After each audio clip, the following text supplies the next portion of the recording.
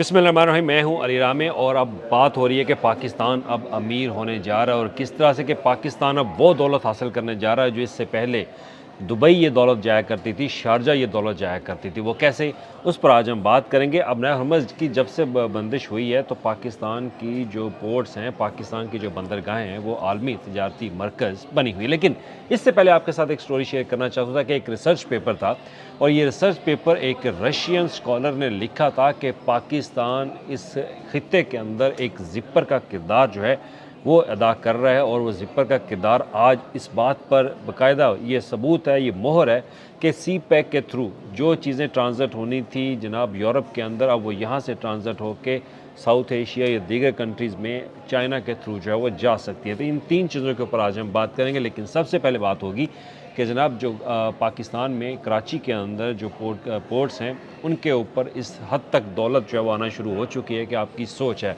और इस बात के लिए वज़ीर-ए-आज़म पाकिस्तान ने बाकायदा 1 महीना पहले ही ये फ़ैसला कर लिया था कि अपनी जो बंदरगाहें हैं वहाँ पर मैरी टाइम जो है वो अपना सिस्टम मज़ीद मजबूत कर ले। जहाँ पे ट्रांसशिप होगी तो वहाँ पे मज़ीद टैक्सेस, जितनी भी दौलत है वो वहाँ पे इकट्ठी जो है वो की जाएगी। उसी पर मद्देनज़र रखते हुए कल से आपने देखा होगा कि ये बात जो है वो मीडिया के ऊपर भी आना शुरू हो गई कि जनाब जो हम 1 साल के अंदर शिपमेंट, हमारी ट्रांसशिपमेंट होती थी पोर्ट कासिम्स के ऊपर, कराची पोर्ट के ऊपर, वो सिर्फ इस 28 दिनों में 1 माह के अंदर अंदर वो शिपमेंट जो है वो सिर्फ इन पोर्ट्स के अंदर हुई। अब इसके लिए जो सरकारी डाटा है वो ये कहता है कि 8,300 जो TEUs हैं, जो कि 20 इक्विवेलेंस वो जो पोर्ट होता है, जो यूनिट होता है, उसके मुतबादल यहाँ पे ट्रांसशिपमेंट जो है वो हुई है। वो जहाज़ आए, उतरे, उन्होंने सामान जो है दीगर जहाज़ों के अंदर जो है वो कार्गो किया। लेकिन ये हमारे लिए इम्पोर्टेंट नहीं, हमारे लिए इम्पोर्टेंट है कि हमें इन जहाज़ों से हासिल जो है वो क्या हुआ। तो आमदन कैसे हासिल जो है वो पाकिस्तान की हुकूमत कर रही, पाकिस्तान मैरी टाइम अथॉरिटी जो है वो हासिल कर रही है। देखिए, सबसे पहले तो कोई भी जहाज़ सबसे आपकी अगर हदूद में आता है, आपकी जो समंदरी हदूद है उसके अंदर आके आपको उसका एक टैक्स जो है वो वसूल करना होता है। तो पाकिस्तान मैरी टाइम वो टैक्स वसूल करती है और इस वक्त तमाम जहाज़ जो हैं वो पाकिस्तान का रुख करें, क्योंकि पाकिस्तान की जो नेवी है वो बाकायदा उनको तहफ़्फ़ुज़, प्रोटेक्शन प्रोवाइड कर रही है। तो सबसे पहले प्रोटेक्शन के बदले में जब वो आपकी हदूद से गुजरेंगे तो आपको पैसे देंगे। तो उससे भी पाकिस्तान मैरी टाइम जो है वो, पाकिस्तान की हुकूमत वो वहाँ से टैक्स कलेक्शन जो है वो कर रही है। तो एक टैक्स तो वो हो गया। और दूसरी तरफ जब वो जहाज़, जितने भी जहाज़ आ रहे हैं इस वक्त 8,300 TEUs यानी कि 20 फीट के जो जहाज़ यहाँ पर हो रहे हैं, बंदरगाह पर आके उनको ट्रांसशिपमेंट उनकी की जा रही है। तो वो आकर जब ट्रांसशिपमेंट होती है तो उसके अलग से पैसे होते हैं। तो उसमें फिर आपकी जो कस्टम ड्यूटी है, पोर्ट की ड्यूटी है, और इसके अलावा वहाँ पे जो ट्रांसशिपमेंट आप करते हैं तो उसके टैक्सेस जो हैं वो अलग होते हैं। तो ये तमाम चीज़ें मिलाकर पाकिस्तान नेवी जो पाकिस्तान अब मैरी टाइम है वो वहाँ से अच्छी खासी रकम जो है वो वसूल करता है। अब इसी पर जो ख़ास तौर पर रशियन का जो स्कॉलर था उसने ये बात की थी और बाकायदा ये 2015 की बात है कि जब उसने ये रिसर्च पेपर जो है वो लिखा था। तो रिसर्च पेपर में उसने 3 चीज़ें जो है वो वाज़ह की थी, क्योंकि सबसे पहले तो एक ग्रीनलैंड थ्योरी जो है वो बहुत इंपॉर्टेंट है। ग्रीनलैंड थ्योरी के ऊपर एक बरतानवी स्कॉलर थे, उन्होंने बाकायदा ये लिखा था कि ग्रीनलैंड पर जिसका कब्ज़ा होगा वो पूरे खित्ते के अंदर जो है वो बाकायदा तौर पर वहाँ पर अपनी हुक्मरानी जो है वो करेगा।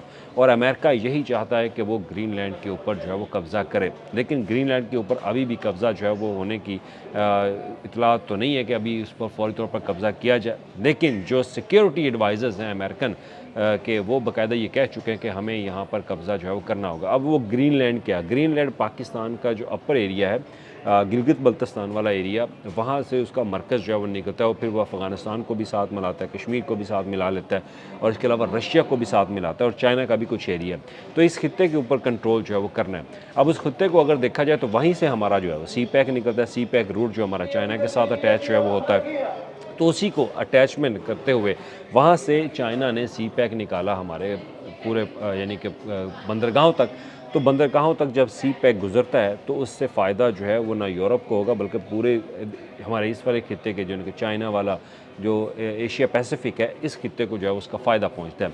अब चाइना के लिए मसला ये कि चाइना का अगर ऑयल रुकता है, उनकी तमाम तर चीज़ें रोक ली जाती हैं अपने हरमज़ के ऊपर, तो फिर वो कौन सा ऐसा तरीक़ाकार है جس سے چائنا جو ہے وہ اپنی جو ٹریڈ ہے وہ بڑھا بھی سکتا ہے اور ٹریڈ اپنے جو امپورٹ چیزیں کرتا ہے وہ بھی کر سکتا ہے. تو اس کے لیے سی پیک کا روٹ اس وقت بہت امپورٹنٹ ہے اور سی پیک سے ہی پاکستان جو ہے وہ اپنی باقاعدہ آمدن حاصل اس طرح سے کر سکتا ہے کہ جب یہاں سے چیزیں گزریں گی تو اس کا بھی ایک ٹیکس جو ہے وہ وصول کیا جاتا ہے. تو اس سے نہ صرف پاکستان کی حکومت ٹیکس وصول کر گی کہ ہمارے جو ٹرانسپورٹرز کے لوگ ہیں، ٹرانسپورٹرز کے لوگ اس بات سے بہت زیادہ فائدہ جو ہے وہ اٹھا سکتے ہیں.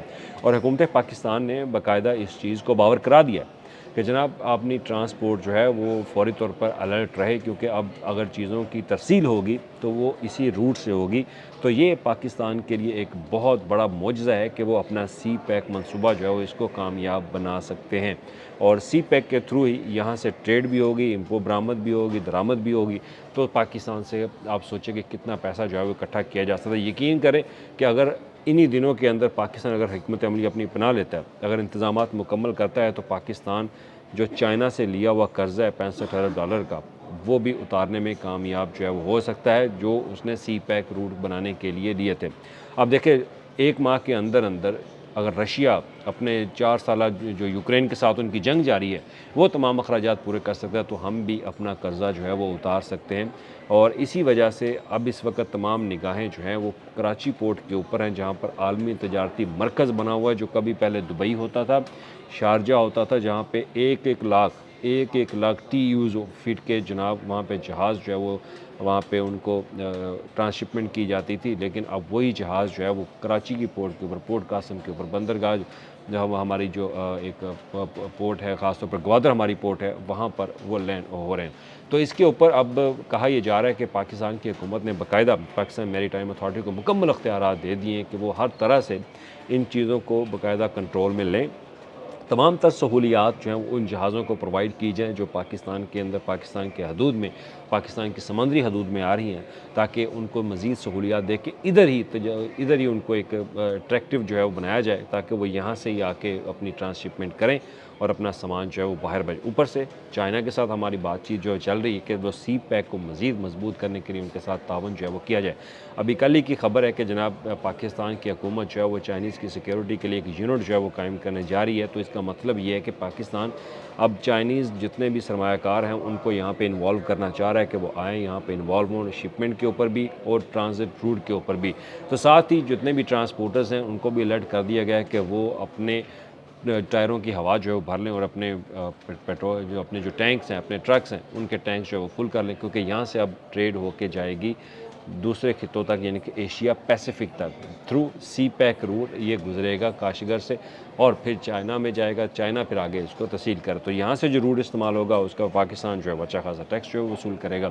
تو اس سے آمدن جو ہے وہ بتایا جا رہا ہے کہ اس حد تک آمدن وصول کی جا سکتی ہے 1 ماہ کے اندر کہ پاکستان جو ہے وہ چائنا سے لیا ہوا قرضہ جو ہے اپنا فوری طور پر ختم کروانے میں اہم کردار ادا کر سکتا ہے، اگر پاکستان کی حکومت اس حکمت عملی پر فوری طور پر عمل درآمد کرتی ہے. اور جو کہ ہو بھی رہی ہے کہ جناب جو کراچی کی بندرگاہ ہے اس کو اس حد تک مضبوط بنا دیا گیا ہے کہ وہ اب جتنے بھی جہاز وہاں پر آئیں گے ان کو ٹرانسشپ کیا جائے گا. وہ جو 1 سال میں کرتے تھے وہ ہم نے 28 دنوں کے اندر کر لی ہیں، اور اس سے آمدن اچھی خاصی وصول جو ہے وہ کی جا رہی ہے. تو یہی وہ موقع ہے جس سے پاکستان فائدہ اٹھا سکتا ہے.